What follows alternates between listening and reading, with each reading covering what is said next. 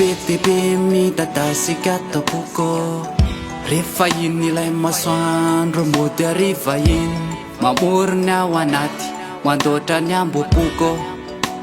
manakatra satimaka misoko manginginy ndraindray tao mampijaly miritsoka mavesatra mandona ny ao anaty ndraindray tao mampifaly manaly izay mandreraka mameno izay tsy ampy mameno asambarana maniry tonga lafatra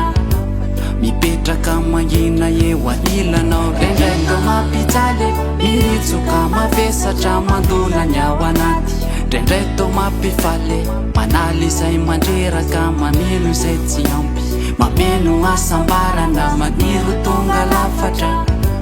mipetraka mangina eo fambanandrikanao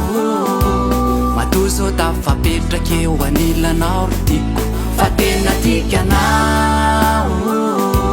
omeko izay ilainao raha tsy ampy mbola piko fambanirikanao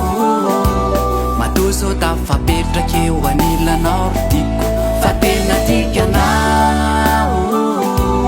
omeko izay ilainao raha tsy ampy mbola piko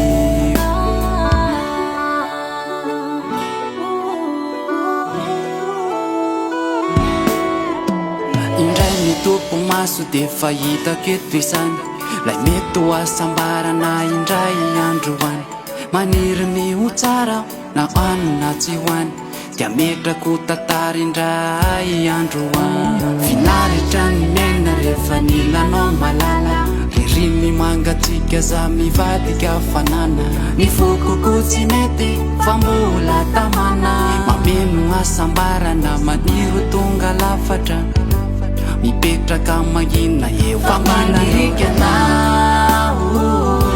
matozo tafapetraka eo anilanao ry tiako fa tena tikanao omeko izay ilainao raha tsy ampy mbola piko mameno asambarana maniry tonga lafatra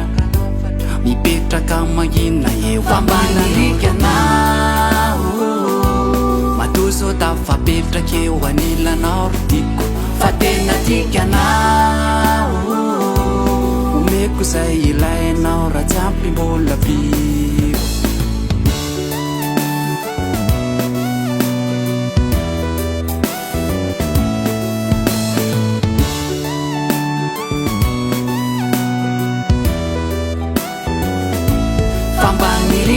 fambanirikanao matozo tafapetraka eo anilanao ry tiako fa tena tikanao omeko izay ilainao raha tsy ampy mbola piko